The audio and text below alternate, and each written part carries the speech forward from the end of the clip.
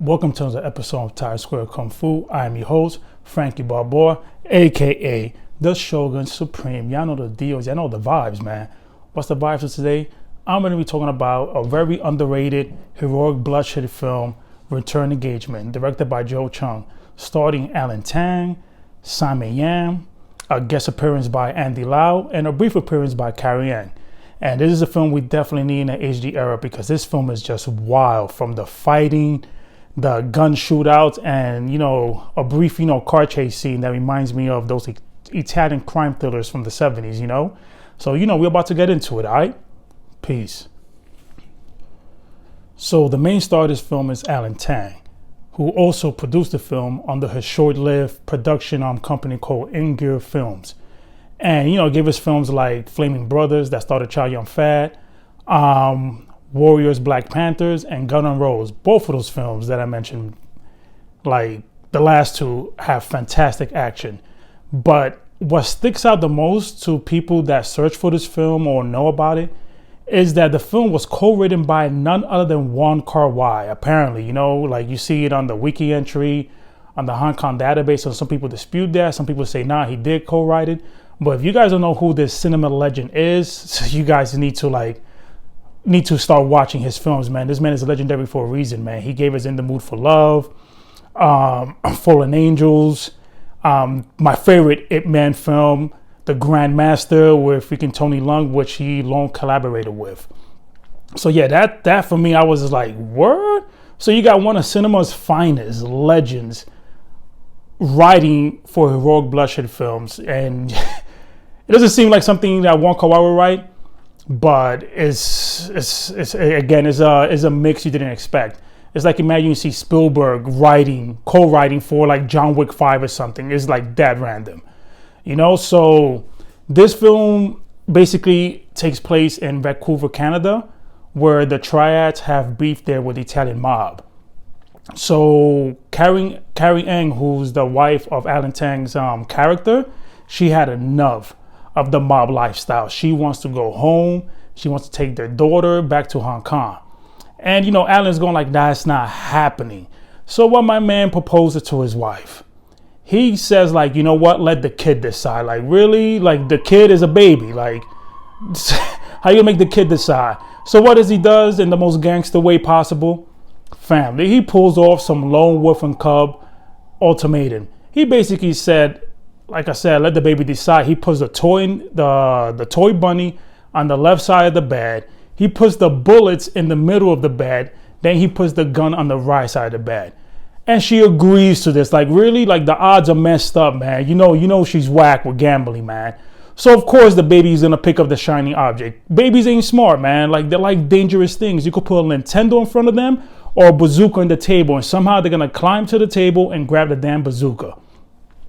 So yeah, so he wins, gets the baby. He gives her another illogical speech when she's leaving, going like, I'm going back to Hong Kong, all this jazz. She's holding the baby, telling her like, don't worry about it, I'm going to take good care of our kid, blase, blase, and hopefully find a man that treats you right and everything, but doesn't, I'll be right here in Canada, B.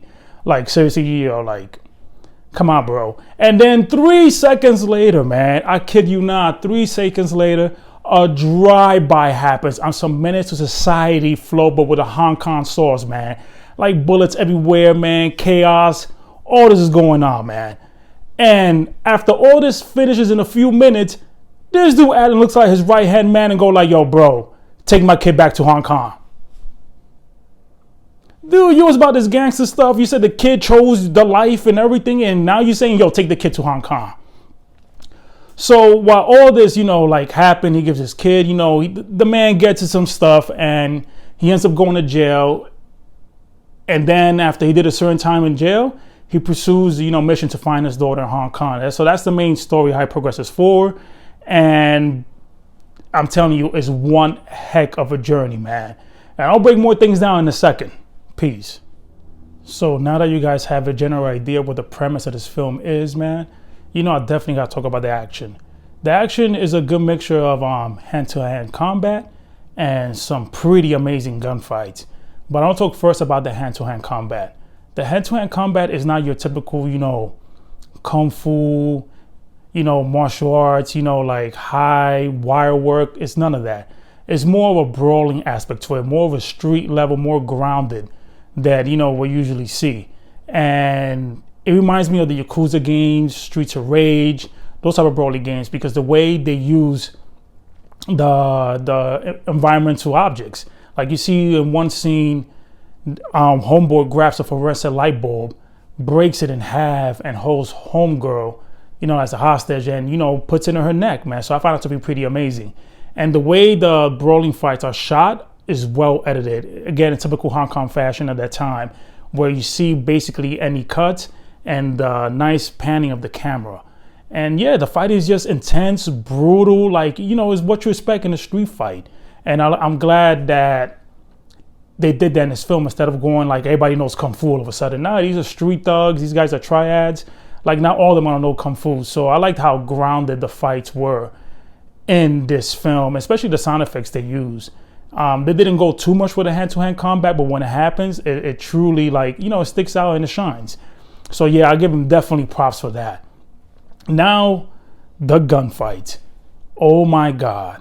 Let me tell you, man, the gunfights in this film, man, just keep getting better, and better, especially the finale. It's like, 15 minutes of insanity? Especially that last 10-minute scene with Sama Yam going Super Saiyan. It is, crazy. Like, I'm not going to show that clip because I want you guys to see this film. I know it's pretty hard to get right now, but I'll talk about that more in a second. But yeah, the finale is super worth it. But yeah, the gunfights in this film, man, the environments vary in so many places, man. You got an airport scene, you have an apartment scene, loading dock scene, and I mean a port more because I work security, so I'm always thinking loading dock, but a dock scene like a port, and you call that a pier? Whatever, man. I'm all over the place right now. But yeah, you have great scenes like that, different environments, But the way it's choreographed, oh man, it's intense. I mean, if you guys are used to the John Woo films, yeah, this film definitely delivers. Not the shotgun. Nobody does shotguns better than John Woo. You know what I mean? But this film definitely delivers, and how well choreographed it is and how varied it is. Especially, they use a whole different type of weapons, which I always love seeing. I don't like seeing a whole bunch of handguns throughout the film. You see machine guns, Uzis, shotguns, Glocks, bazookas, everything is in this movie, And there's one scene in particular which I really like. It's a scene with Andy Lau and Alan Tang where they're having dinner and everything, and the Italian guys come in and they have like a knife and a gun inside this freaking duck, bro. I was like, word? And you got Alan Tang just going off shooting homeboy with the gun inside the duck, man, and Alan, with the knife. I mean, Andy Lau with the knife. So I was like, okay, we're getting it cracking, man, for real, man. But one of my favorite scenes, I was gonna do a reaction to this, but I couldn't because it's just, you know what? I'm gonna do a reaction, man. Screw that, man. I want to do a reaction because I love this scene. It's not like the best action scene in the movie because the last one is freaking just crazy. But I just love this scene because it shows how great of an actor Sammy Yam is, especially when he plays a villain. He has way too much fun. This guy is swaggy, charismatic. Like, doesn't matter if he plays a villain or a hero, he crushes it, man. Especially when he was doing it this era, because my favorite role for him was when he was in John Woo's A Bullet to the Head, which he stole that film, man. He was just swaggy out, man. But let me stop going off and off about Sammy Yam, man. But I'm gonna do a reaction video, right after this, man. Peace. All right, man. Let's watch this clip right here, man. All right, so you got his goons going in right now, and you got my man popping the bubble gun. That's part one right there. He's popping the bubble. He's staying minty fresh, B. And yo, look at them sparks, man. And all them boxes full with crap and everything. And now everybody's going, damn, how many boxes in here, man? They're freaking flying like for confetti. Well, hold up. My man's smoking a bogey already. He had a stove. He's having a stove, chewing some gum. I'm like, you want to stay fresh or raw? What you doing, my guy?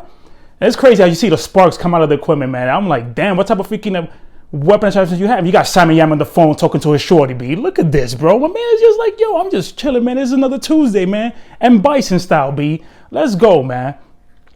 So yeah, man, like, yo, my man, like, look at this blood. My man is getting ready for shorty. What is going on? B, let's go, my man's, yo, you saw my man chew some gun, smoke a stogie, call shorty up. She said, yo, it's on and Poppy, man. Meet me in Benihana's, man. He made, yo, my man is swaggy and fly, bro. Like, I'm telling you, man.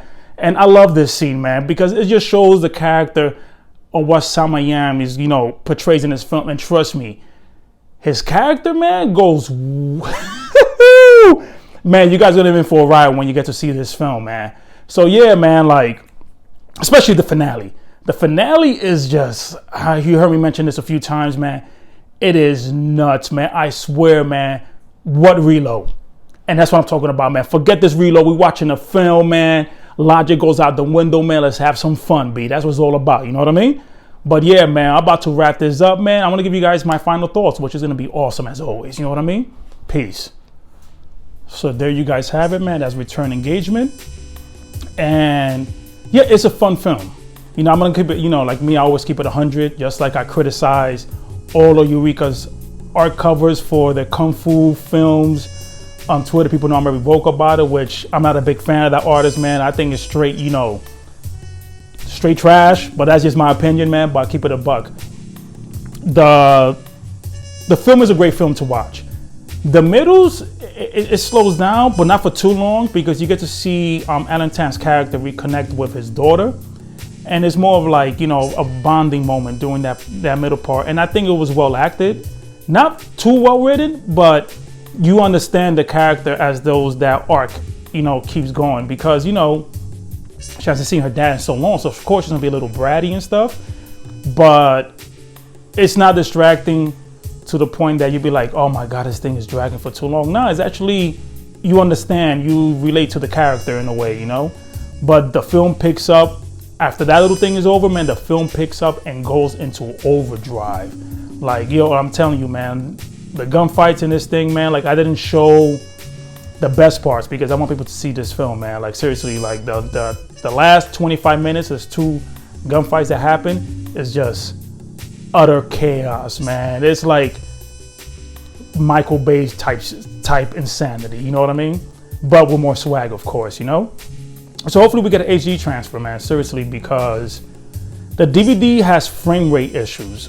Well, I'm not gonna say frame rate issues, but any of you guys play like video games, it's like something that a lot of gamers hate. It's called frame pacing. It's something that looks similar to that, or ghosting. Like the images just looks wild at times. And the DVD that's available right now from Media Asia, is the quality varies, you know what I'm saying? Like some scenes look good, the other scenes have this weird ghosting effect. But I mean, overall, it's an enjoyable film. And truth be told, like, because I know it's how much this film goes for on eBay right now. I see it going for $40 to $60. Again, like I said before, it's not worth paying that much for this film, man. Like seriously, it's OD, man. We're definitely in a recession, bro. Inflation is real, bro. Things are getting out of hand, man. But with this cast of actors in this film and how fun it is and how like anybody will enjoy this film, like we definitely need an HD transfer of this film. And like I mentioned previously, man, like I like how the marketing in this film has, Andy Lau on the cover. He's barely in the film. He is just a guest appearance. He's like a little bit in the middle in that duck scene, and then he shows up in the end. But when he shows up, woo, is one heck of a movie, man. Especially I like the soundtrack. Soundtrack is actually not that bad at all.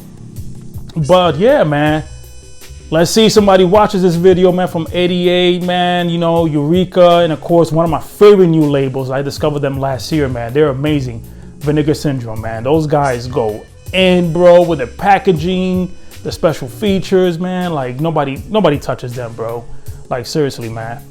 But yeah, man, with that said, man, as always, like, share, and subscribe. You already know, man. Until the next one.